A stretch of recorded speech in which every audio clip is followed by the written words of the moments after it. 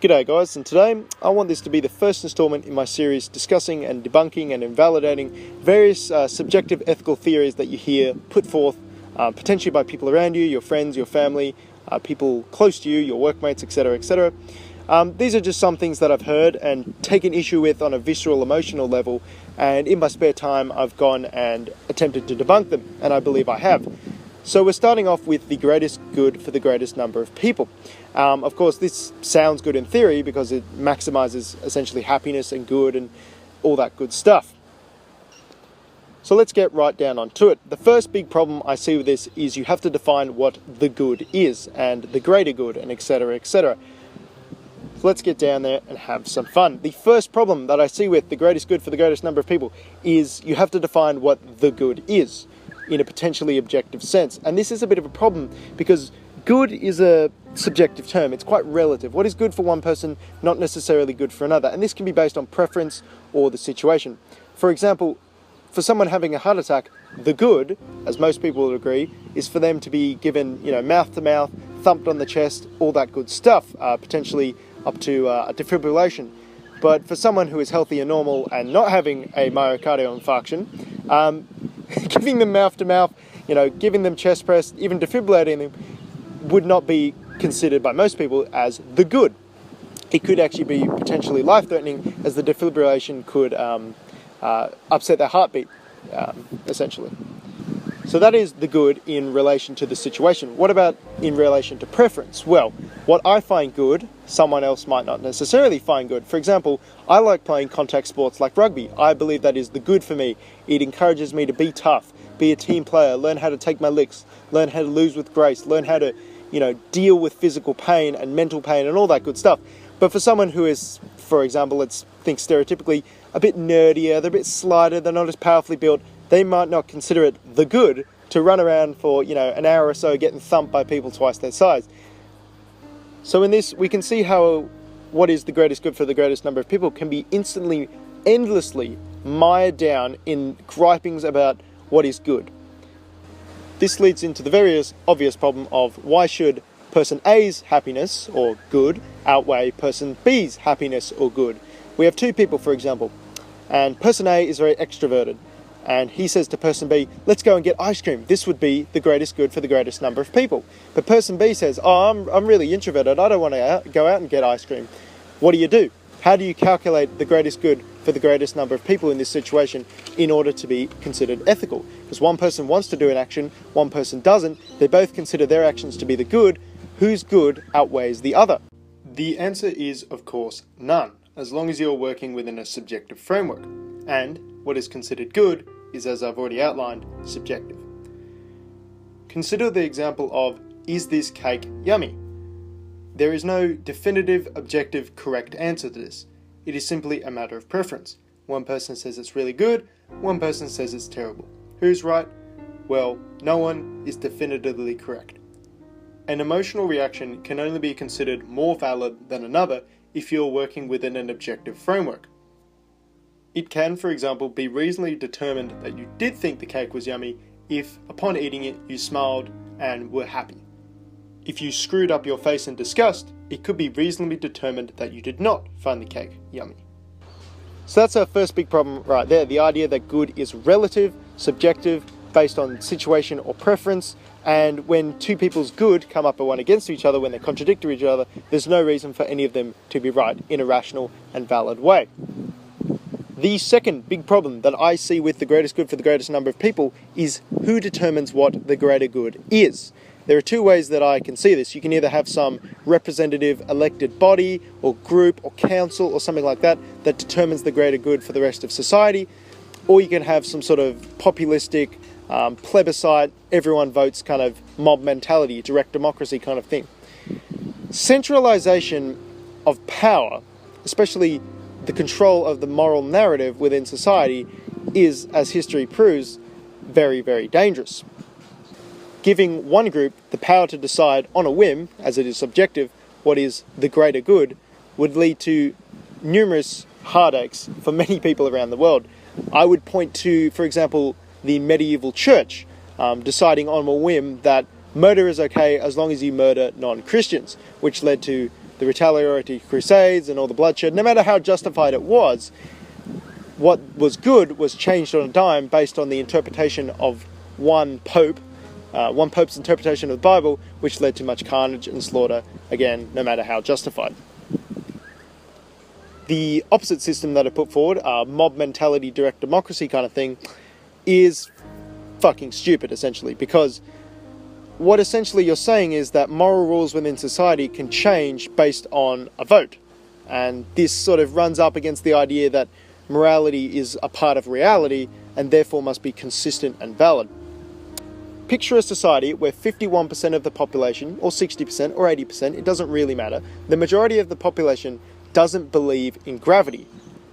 Does this mean that objects with mass will now float, or fall upwards, or fall sideways, or any crazy combination like that? No. Reality is consistent and rational. It does not care about your opinions, it is what it is. Since ethics takes place in reality, it stands to reason that ethics must also be consistent and rational in order to be valid. You cannot have moral rules for one group and then different moral rules for another, because that is not a consistent application of your rules based on a rational principle. Going back to my example of gravity, it is applied consistently. All rocks fall down. Pink rocks do not fall up, some rocks do not fall up on a Wednesday, and so on and so forth. The rule of gravity is applied consistently to all objects with mass. Let me illustrate a possible example that I discussed with a friend in the application of ethics in a society which applies the greatest good for the greatest number of people. Picture for me a society with two factions, the Reds and the Blues. Now the Reds think that it is morally correct to rape the Blues, whilst the Blues think that it is morally correct for the Reds not to rape the Blues. In this society, Reds make up 20% of the population. Blues make up the other 80%. Now this is great for the Blue faction as they are free from immorality, but terrible for the Red faction as they are constantly being immoral, but unable to act morally as it would not partake in the greatest good for the greatest number of people, in this case the greatest group being the Blues. Now picture a scenario in which the demographics or group membership of the society changed. This could either be through propaganda, a cultural shift, a paradigm shift, a plague even that specifically targets the Blues, or some sort of resource that directly benefits the Red. They find a bunch of food, they're able to breed more, and increase their population size. Now, the demographics of this society, or group, are inverted. Reds now make up 80% of the population, and Blues now make up 20% of the population. Suddenly, the ethical rules of this society dramatically change. It is now morally correct for the Reds to rape the Blues, and for the Blues to get raped by the Reds, as the greatest good for the greatest number of people is the ethical system in which the society works. This system of ethics clearly fails to correlate to reality, as it is neither consistent or rational. The ethics of this society changed based on majority preference, which is ridiculous. This is like, again, believing that gravity is nullified just because 51% of the population believes it doesn't exist. And now, continuing on with our example, we can get to the most interesting point. The idea that the greatest good for the greatest number of people as an ethical system of universally preferable behaviour can validate invalid principles. For this, we shall look at the principle of rape. In our society, it is morally good for the Reds to rape the Blues. We shall now see that this is an invalid and self-destructing principle. Rape is, by definition, some sort of sexual act performed without the consent of the opposite party. Rape requires at least two parties for it to be rape. You cannot rape yourself as you are merely performing some action of your own property. To be an act of rape, the sexual advance must also, by definition, be resisted. If a sexual act is submitted and consented to, then it is not rape, but consensual sex. The fact that rape requires resistance self-destructs the idea that rape can be morally good. For example, in our society, it is now morally correct, morally good, for the Reds to rape the Blues. So, a Red will walk up to a Blue and attempt to forcibly penetrate her or do something violent in a sexual manner.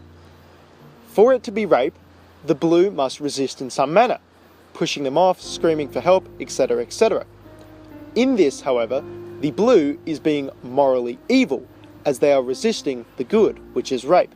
But by definition, for it to be rape, they must resist rape. What this essentially means is that the blue individual is being moral by participating in rape, whilst also being immoral in resisting the rape. But for it to be rape in the first place, there must be resistance. This of course makes no sense. The blue person is being immoral and immoral at the same time, which cannot be possibly true. It's like saying that a rock can fall up and down at the same time. It simply cannot happen. Thus, the principle that rape is good is totally invalid. However, in a system of the greatest good for the greatest number of people, rape can be, quote, moral if most people believe it, or if the moral body that governs moral rules and determines what the greater good is, deems it so. Essentially, the moral framework of the greatest good for the greatest number of people is capable of validating an invalid principle based on subjective interpretation. It should be quite clear just how ridiculous this idea is. You simply cannot, by definition, validate something that is invalid. When debating people that claim that the greatest good for the greatest number of people is their ethical system, this should be your go-to knockout, big right hook blow to finish the fight. You can make arguments from practicality saying, oh, who would determine what it is, it'd be too complicated, blah, blah, blah, blah, blah, blah, blah. But this is the fundamental disproof of the greatest good for the greatest number of people. So that's it right there. My own little take on why the greatest good for the greatest number of people is an invalid ethical theory. I hope I've been able to provide you all, the viewers, with some extra ammo in the fight in smashing subjectivity and restoring moral objectivity to the Western world, as well as anyone else who is willing to partake. I'll finish off the video here by leaving the 3 big points that I believe invalidate the greatest good for the greatest number of people. If you believe you have something to add to this list, or have any other ethical theory that you wish me to critique, please leave it down in the comments below and I will address it as soon as I'm able to. Thank you all so much for sticking around to the end of the video, and have a good one.